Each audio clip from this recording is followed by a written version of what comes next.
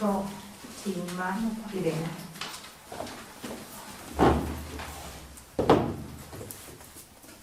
Okay. Speaking in 3, 2, 1. All human beings are born free and equal in dignity and rights. They are endowed with reason and conscience and should act towards one another in a spirit of brotherhood. Article 1 of the Universal Declaration of Human Rights. Good morning, everybody. I'm Irene Persiani and I'm the first speaker of my team, the Flyers. It's a great pleasure to be here for us, and on behalf of the team I'm leading, I'd like to introduce to you the motion of today, which is: this House prefers fair trade products over zero-distance products. But before we start, I'd like to introduce my team. So as I was saying before, I'm the first speaker, and as so, I'm going to analyze the motion from an economical point of view. Soon after, the second speaker of my team, Simona, is going to talk about the ethical problems linked to the motion. And finally, last but not least, the third speaker of my team, Maria Paola, is going to go through the motion, underlining the point of strength of our argumentation, of course. Well, let's start. What is fair trade? Fair trade is a movement of people organized in network: farmers, consumers, and businessmen. Now, I want you all to take a moment and think about all the things that you consume every day. I'm sure that today for breakfast we've all had a cup of coffee or a cup of tea, maybe a croissant or something with sugar in it. Now, I want to know from you if you know exactly what or where country these products came from. Well, I'm sure that the half of you doesn't know the answer to this question. Thanks to colonialism, the western part of the world has had the chance to use those kind of products daily that are not typical of our area. Indeed, nowadays, globalization allows us to have a wide range of goods at hand, and this wouldn't be such a problem if the following sentences weren't true. Well, in order to be more precise, I'm going to read those data. 2 billion people in the world live on less than £2 a day. 2/3 of the world's cocoa come from West African farmers that make less than 50 cents a day. 1.8 million children work on cocoa plantation along the Ivory Coast, and they likely never ever tasted chocolate. In general, products like cotton or cocoa came from large plantations or sweatshops where workers are avoided. And this happens because labor laws in the developing world are either weak or not enforced. This issue in 2022 may seem absurd, but unfortunately, it's all true. Anyway, the good news is that there is a solution, so we can all do things about it. And this solution starts with you. How that happens? When you are in a supermarket, you can choose between two kinds of products. One with a tiny little symbol on it, and the other one, of course, without it. What difference a tiny little symbol can make? From a conventional cup of coffee, farmers typically receive 3 cents for each $3 cup sold. On the contrary, from a fair trade cup of coffee, farmers earn 5 times that amount. The switch is easy for us, but the impact is enormous. So the aims of fair trade project are: respect worker rights, guarantee fair wages and good working conditions, prohibit child and slave labor, and even promote environmental sustainability through the production of this product. And that's why we believe that fair trade should be sensibilized also during the childhood. And that's why we believe that fair trade has to be promoted. And we have to invest in fair trade even more in comparison to what EU has done in 2019, investing 15,000 euros, of course. You are? Yes. How do you know for sure that these workers are paid the price they are saying and they are not mistreated? Well, thank you for your question. Well, I know for sure because the first aim of Fair Trade Project is respect worker rights, and the second aim is guarantee fair wages. So it's their aim to guarantee these kind of rights. Thank you. To conclude my speech, let's talk about choice for a moment. People often say that large corporations are responsible for the products that we see on our shelves on the supermarket. But in reality, they are up to a certain level. Indeed, really, consumers rule the world. A business wouldn't dare put a product on a shelf that our consumers wouldn't buy, of course. And for this reason, consumers demand what is supplied or what is produced and with. If consumers can demand what is produced, why can't we demand how it's produced? I believe that we can. I believe that we, as consumers, have the power to be responsible, but I also believe that we have the responsibility to exercise this power. Because, as our good friend Uncle Ben from Spider-Man has said, with great powers comes great responsibility. So that's why our houses propose to invest on fair trade, because fair trade is a respectful movement that has some important, very crucial aims that nowadays are issues, and fair trade can resolve that. Thank you so much for your attention.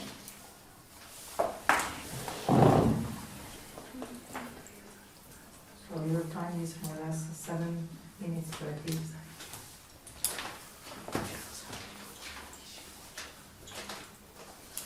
If you are ready, give floor to Paola. Alright. 3, 2, 1, I'll start. My name is Paola Maria Nicolas, and I am the first speaker for the opposition group. And today I will be talking about how our house believes that we should oppose fair trade products in contrast to zero kilometers product. Before starting with my argumentation and my explanation on zero kilometers products, I would like to comment for a second on what the opposition has said. They talked quite a lot about globalization, but I would like for us all to concentrate not only on a specific kind of countries, but on a whole, because in our opinion, we could just help these countries with their own resources rather than exporting as much as we do to save ourselves from the pollution that we create through all of these means of transport. To start off, I will be defining zero-distance products in our opinion. Zero-distance products denote the food that is produced, eaten and sold locally. It refers mainly to non-industrial fruits, crops and meats that are grown on our own places. I think that well, I do not think it is actually indeed a fact that fair trade products do not go through the production trade chain that happens with globalization, which makes sure that there aren't big price margins, which helps with our economy as much as fair trade does, and makes sure that the quality of the food remains the same, as they are very usually sold the same day they are harvested. With globalization, the distribution and production of our food changed compared to our previous generations. The distances from the producer and the consumer have been reduced so much so that we can now know where this food comes from. We can know how much large food multinationals have increased their production capacity and keep on polluting our planet. On average, the food we consume travels around 1,900 kilometers from the producer to the consumer. And from this, what happens is the strong pollution I was talking about and the lower freshness of the food. Yes? Yeah, I think you are talking more about the normal or the basic industries, but not the fair trade ones, since one of their goals is to support environment. Well, it is indeed their goal, but are we really 100% sure that it does happen with the quantity of transportation that all of the food that go through? Are we really sure that it is helping the environment? With 0 kilometers food, we could literally bring to our tables things on foot, which is a fact. The fact that this can only help our environment. Before continuing with my argumentation, I will explain the plan that our team wants to go through. Firstly, I, as the first speaker, will continue to stress the importance of eating local food in regards of our culture and our history, custom and traditions. Then I will comment on the close link between tradition and biodiversity. Our second speaker, on the other hand, will concentrate on the economical aspect of our preference on 0 kilometers food rather than fair trade products. Our third speaker will instead do our rebuttal and rebuild. She will explain in a better form what we all are meaning to talk about today. Well, I would like to say that yes. Okay, since we know that zero-distance products are also considered the ones that are 100 kilometers away from the customer, how do you guarantee us that those products that are not linked to exploitment or other stuff? Well, I think that this link is can be made. The same argument can be made for fair trade products. I think that if the worker is exploited as we think,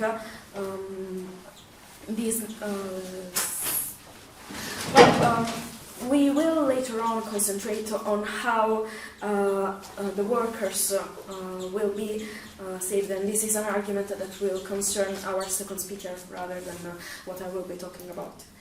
I was saying that the first thing we should concentrate on and realize is that we cannot take away food sovereignty from people, as it is a right to define their own food system, but we should also remind ourselves of how we in Italy are almost completely based on 0 kilometers food, which is our pride and the majority of the things that we are known for all around the world.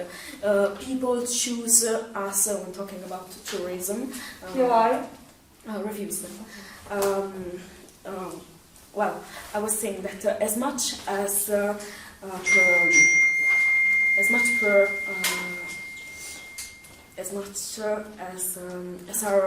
beautiful as our beautiful places and the culture we can provide to people, our food is what people choose us for. Whenever people and tourists go back to their countries, the first thing they talk about is how good the food in their stay was. I would also like to talk about the fact that 0 kilometers food makes sure that unique food species are never lost. In fact, as an example, in my own countries, in my own region, we have at least 6 types of different tomatoes. I would just end my speech by saying that 0 kilometers food is not simply the symbol of a peculiar place. It is the place itself, and with its monuments and attractions, it is another essential ingredient that leads people to choose one place over the other. And this is the end of my motion. Okay. Thank you very much. Simona, you can start. 3, 2, 1. Good morning, I'm Simona, second speaker of the Flyers. As the first speaker Martin was saying, I will talk about the ethical and social aspect of food trade.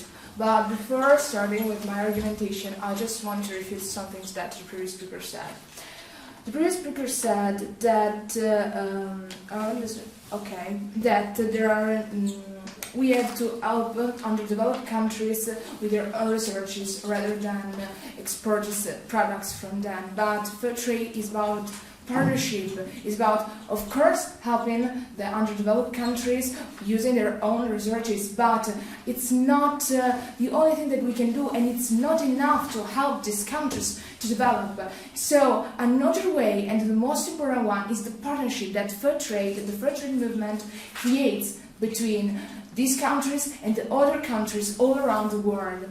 Then they also said that the transportation of these products pollute, but food trade is probably the only one movement that is about the goals of the Agenda 2030, and in it there are also the care for the environment. They have a lot of programs that can help the environment. They plant trees, they collect the rainwater because they don't want to waste the water that is so there isn't so much in the underdeveloped countries where the fair trade is so active. And then they also say the quality, how good are the zero-emission products rather than the fair trade ones. Well, the quality of fair trade products is always checked before leaving the countries and after they arrive. So the quality is always perfect, even though yes. Don't you think that vegetables that are planted, in an area around us that is 100 kilometers are fresher and better than vegetables that were transported overseas? Okay, as I was saying, the quality is always checked. So if there are vegetables that are not trying to be put on the mark, that products are not put on the mark. So the quality is always the same, it's always guaranteed, and it's always the better one for the consumers. But now, let's move to my argumentation. I want to remark the fact that fair trade, as my previous speaker said, is a movement of people organized in farmers, consumers, and businessmen. And this is important because this movement, made of all these people, try to change the trade to make it more fair and more equitable, and that guarantees the dignity and all the rights that everyone in the third millennium should have, the rights that must have. Fair trade tries to try with dignity, okay, with dignity, all the, the workers in all the plantation that they have. So this means that they respect and they value and they treat these people by their own sake, not based on other things, but just about their own sake. Then I want also to say that food trade puts at the first place the workers, as I said before, but also the planet. In fact, the main 3 points of food trade are fight against poverty, climate change, all the injustices, and also the gender inequalities, and also about guarantee everything that is basic to live to the workers. We also. We must say that exploitation in the third millennium is still an incredible problem, and this problem is started with the start also of the society. We know that the tradition was in Egypt, was in the Roman Empire, with the in the cotton plantation, so the experiment of black people, and this is something that is done nowadays, even in our country. And food trade tries to stop this. This is incredible. We have to wait for this moment in the third millennium to have this that is so basic and so normal for us, but not for the underdeveloped countries. Then we've also to say that the main programs that food trade has to attend all the goals of the Agenda 2030 are programs like the Women's School of Leadership that tries to make women work and make women know what they have to do to start their own enterprise and to rule it the right way. An example of how thank you for your now. An example of how important this program is the Côte d'Ivoire. In Côte d'Ivoire, that's the first and the most important school of women leadership. This is a country, Côte d'Ivoire, where the 68% of the labor force are made of women.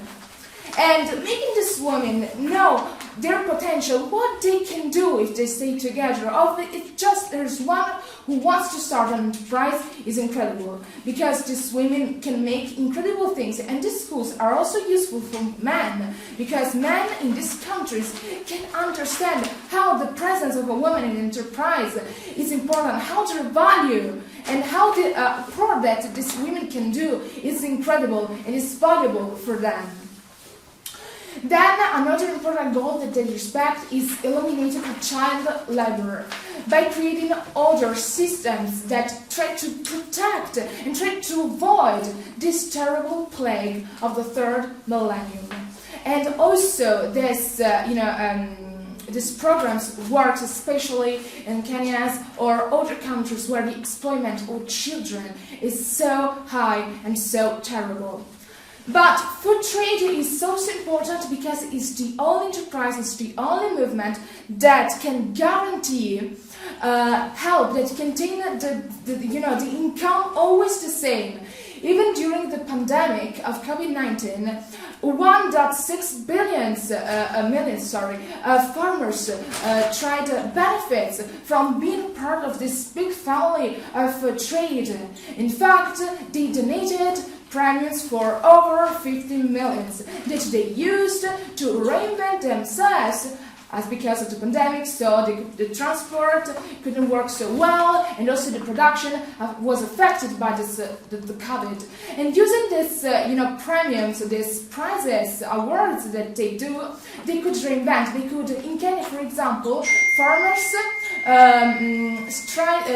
started to produce masks to protect their community, but also the others. And all these masks were sent to other countries. So also us, we use the products, apart from the food that the first speaker quoted, also masks and other products that we seem not to be so, so common, but they are instead not so common, but they are so important for all the people that work in these countries, that are part of this incredible movement of fair trade that can do just good things. And so that's why our house prefers fair trade products over zero distance products.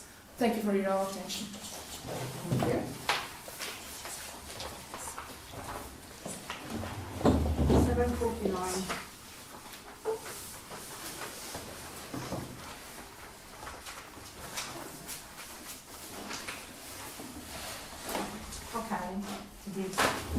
food and water. I will begin in 3, 2, 1. Okay, I am Eleanor. I am the second speaker of the opposition team. Yes, thank you. And I will begin with my argument after I dispute some of the statements that were made from the opposition.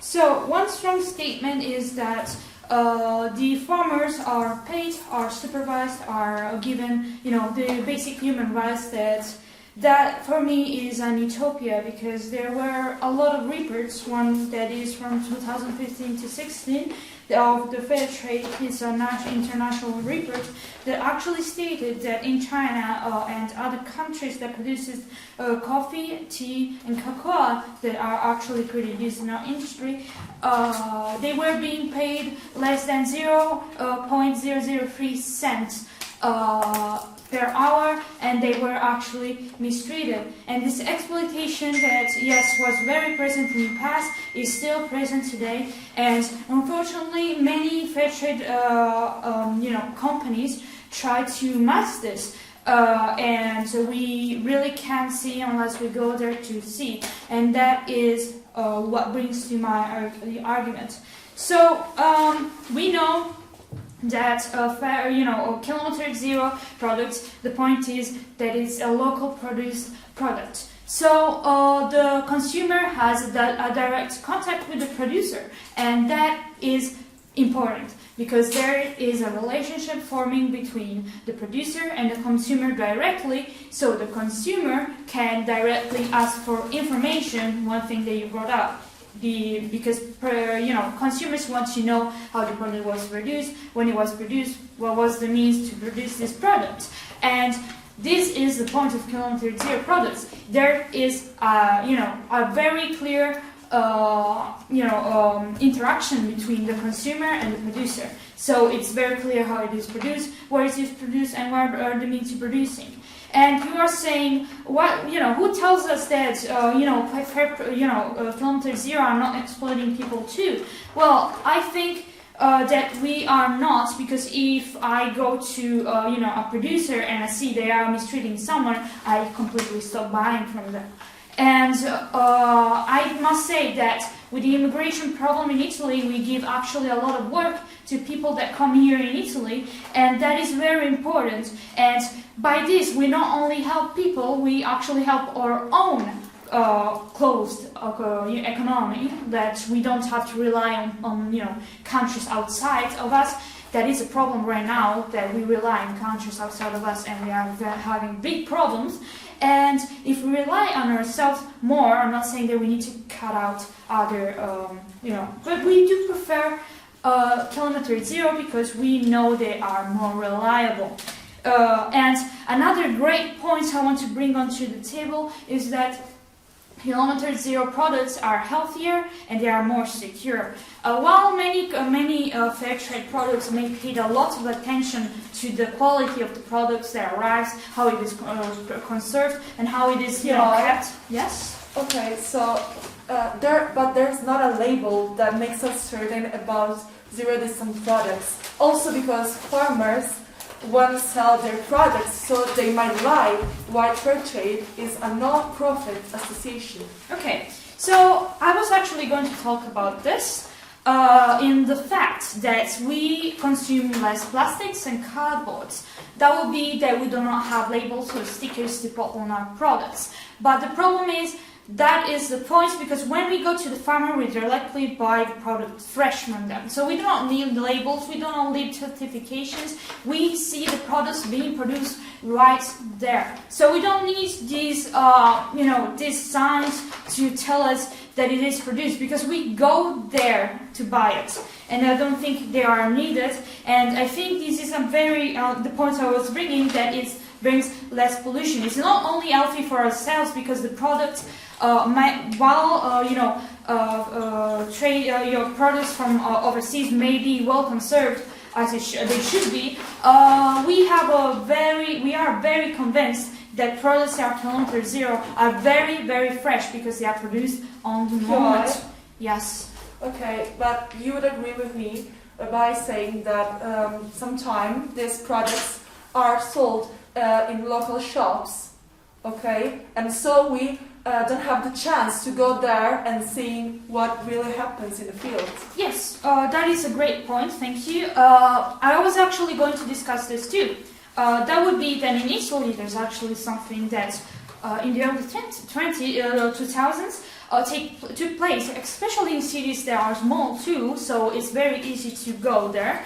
And those are markets done by the producers themselves, so workers that have farms that produce products directly goes to sell their products there. It's like a market, but it's traditional. It's a market that actually has traditional products, and those would be the farmers' markets, actually. So we have... Yeah. Yes? Okay, so you're basically saying that we are supposed to shut down all the current shops in order to have those markets. No, this is not the point of our argumentation. Our point of the argumentation is to prefer kilometer zero products, not to eliminate the fair trade products. Why? Because actually the kilometer zero products have a lot of advantages, not only for us, but especially for the environment, because we use less fuel and less fuel for transportation, so less CO2 emitted in the air, and of course we use less plastic. That is actually a pretty common thing to use in fair trade products, because they have, of course, to be conserved while they are transported. I'm not saying not to buy fair trade products. I'm just saying that kilometer zero products should be preferred and should be bought more often, because that is the point of our, arguments. So to conclude this, fair trade products overall are healthier for us and the environment. They are sometimes cheaper because they use less resources to pack them and send them to us, and they are actually a pretty good way to create bonds with the producer themselves. This is my argument.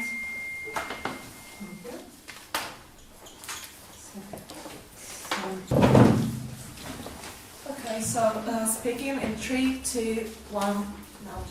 Good morning, everybody. I'm Maria Paola, and today I'm here as the third speaker of my team, the Flyers, in order to give you evidence about why we have to prefer fair trade products over zero-distant ones. First of all, I'm here also to rebuttal something that the other team has said, but mostly in order to highlight the points of strength of my team.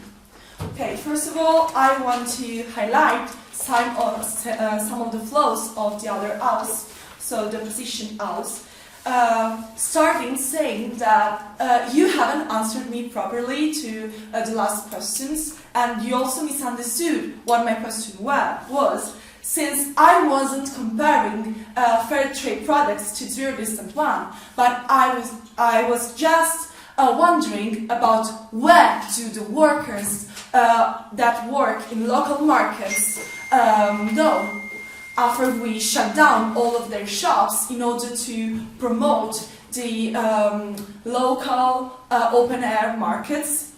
But that's just one point of my argumentation. Moreover, as you said, as the second speaker of the other team has said, the motion of today is to prefer fair trade products over zero-distant one. So it does mean that we can create a tight bond, a tight collaboration between local farmers and the fair trade organization. And nowadays, some of the local organizations, some of the local activities are already in contact with fair trade and already boast a fair trade label. What? Yeah, sure. Don't you think that the workers that work at the big markets could actually go and work in the kilometer zero industry? What? Sorry, can you repeat? Why don't you think that the people that work in big markets could go work in the kilometer zero industry instead? But there are a lot of people, okay? So we know that nowadays, unfortunately, it's a problem, but people don't want to go in the fields to work for these zero-distant products, and the exploitment that there is in these fields makes the ones that think about it an utopia impossible, because they already know that they will be exploited, underpaid, and that their rights will be totally cancelled. Indeed, I will continue by repeating one of the goals of fair trade, so the fair wages, the equal wages. We also understood through the argumentation of our second speaker that fair trade is a non-profit organization that puts in the first place not just us as customers or as workers, but also our planet. And this is one of the points that I want to refute about your argumentation. Because the first speaker of your team has openly said that fair trade pollutes way more than zero-distance products. But this is not true in the most of the cases, in the main part of the cases. Indeed, it's the opposite. Moreover, at the second place, fair trade puts things that local market, that zero-distance producers even doesn't think about. So the fight to gender inequalities, to patriarchy, to poverty, and to the climate change, which are actual issues that we have to fight. We can't be spectators of what happens around the world, not just in Italy, not just in our area. Okay, and also, as I said before, we can promote fair trade by no thanks, I would like to go on. By educating people and children in order to prefer those products, but also to not avoid the zero-distance ones, because I repeat what the motion is. So to prefer fair trade products, not to avoid the zero-distance ones. So maybe we can think bigger than how we are nowadays. We can think that maybe also Italy, also our small realities or the realities from other countries in the world could really improve their economy also by exporting their typical products and by putting on their products the fair trade labels, which ensures us that the workers' rights are not violated. No thanks, I'd like to go on. Sorry.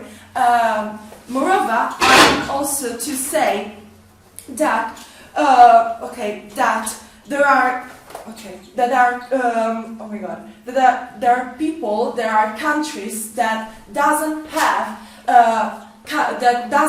all the products they need to survive.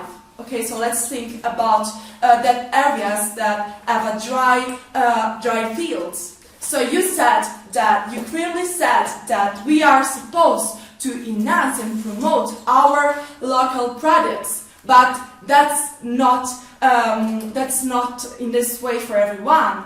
We can't say it generally, because some people aren't in charge to produce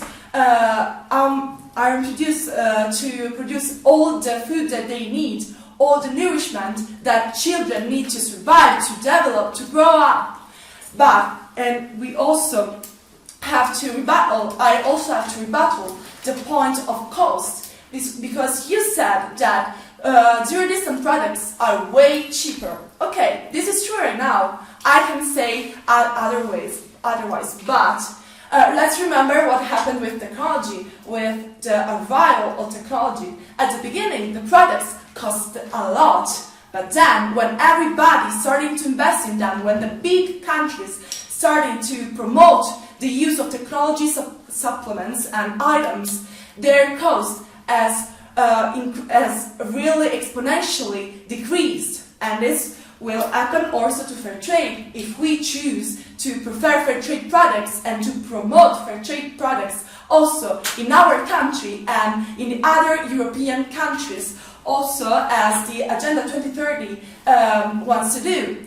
Indeed, I think that, moreover, our argumentations were way more clear and were supported by a lot of reliable sources. That's not what happened with the other team, I think, since we have quoted the Article 1 of the Universal Declaration of Human Rights, the Agenda 2030, and all of our data were taken from the fair trade standards. So there's not a more reliable source than the fair trade standards themselves. And at the end, I want just to say that we have to create a better history than the one that preceded us.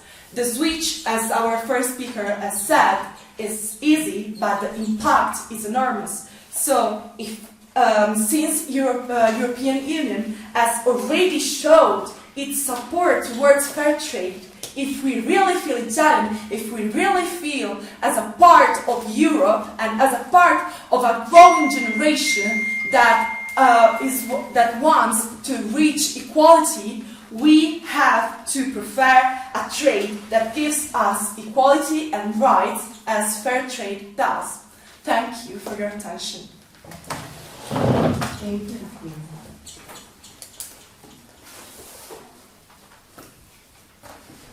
My speech is going to start in 3, 2, 1.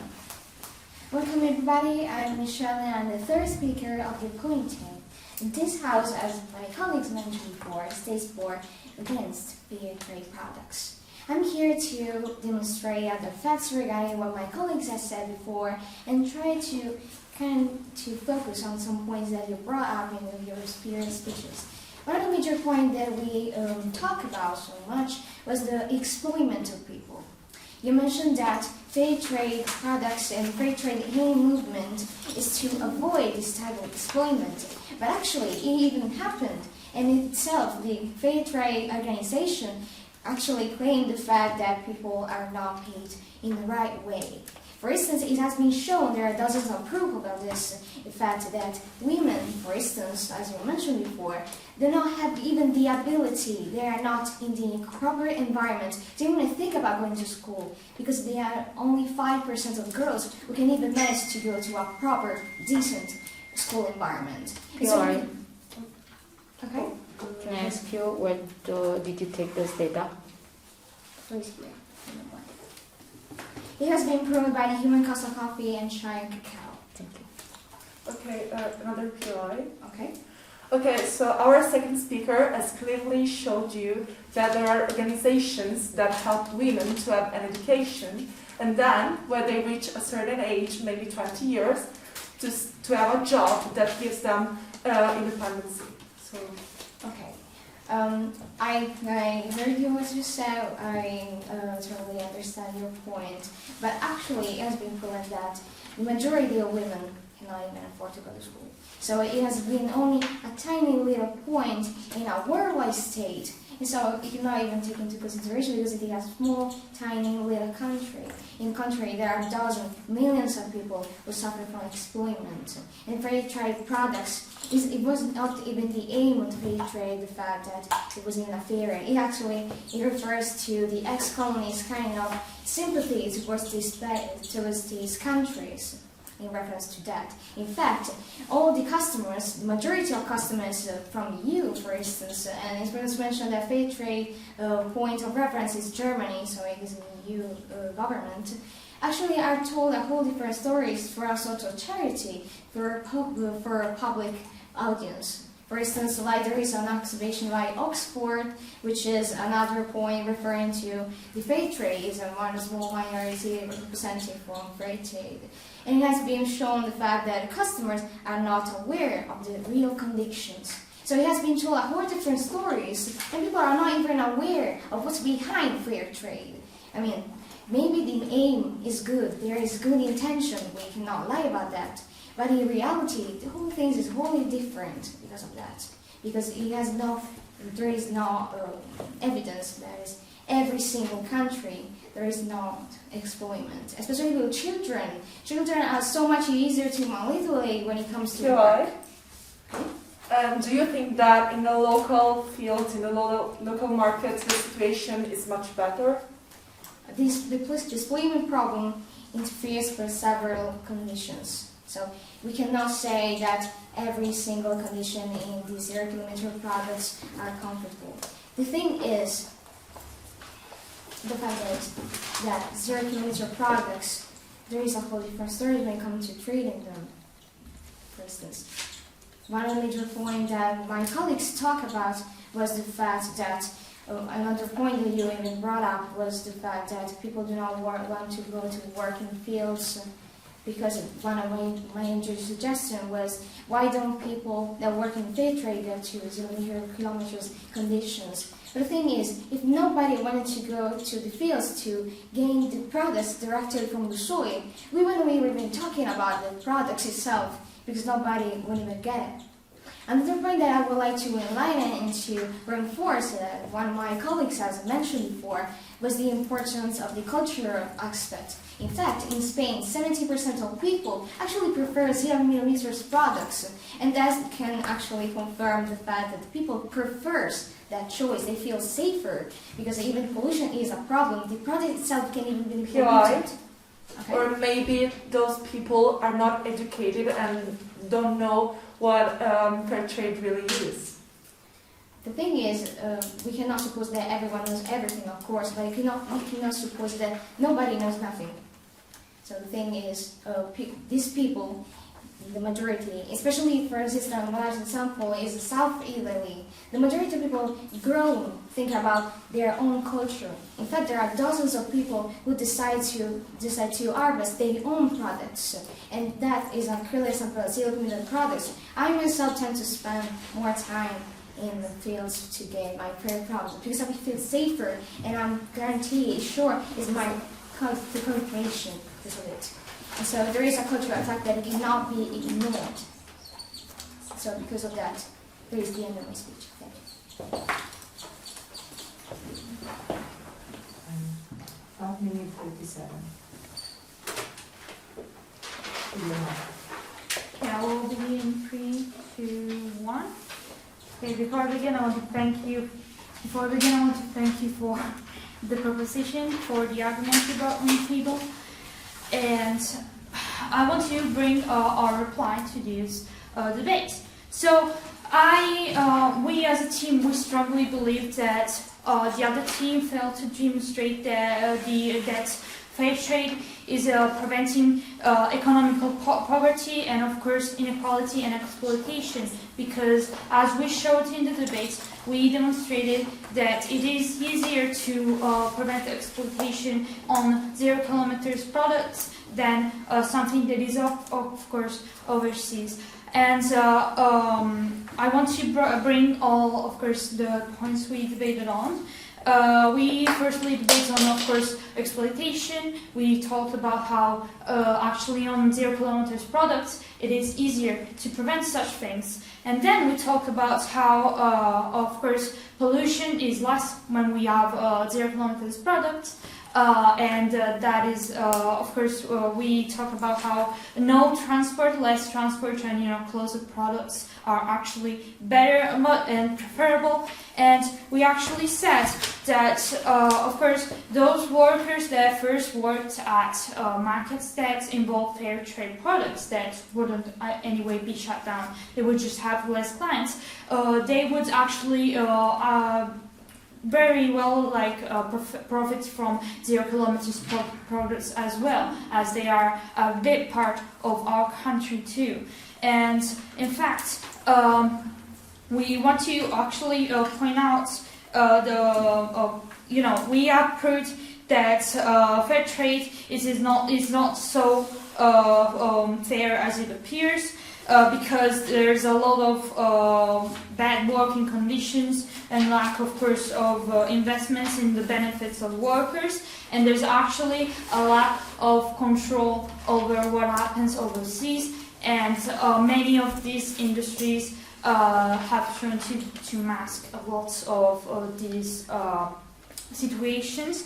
And so we largely demonstrated that 0 kilometer products are based on the biodiversity, culture, and current markets of our countries, and of course excluding products that are not produced in our country. Those are left, of course, to fair trade.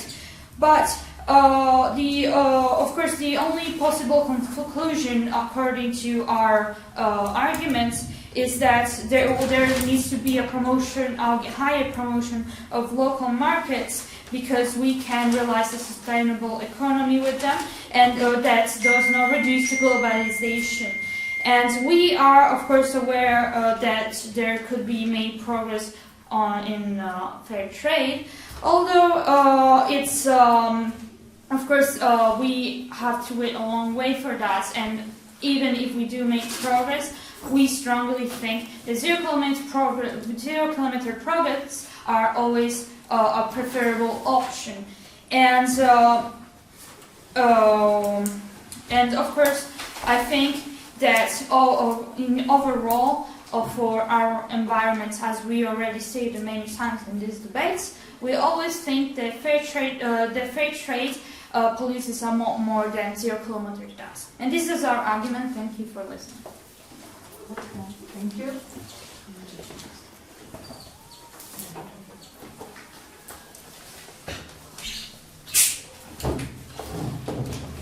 Okay, starting in 3, 2, 1.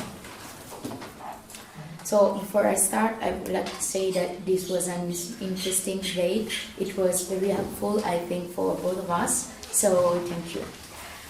Well, I think that our house has provided more and strong evidence and data that confirms, of course, our motion that I want to underline again and to stress out this, because fair trade is a democratic idea that is scientifically proven also by the fair trade standards, as the third speaker was saying, has bettered the workers' rights and the workers' life.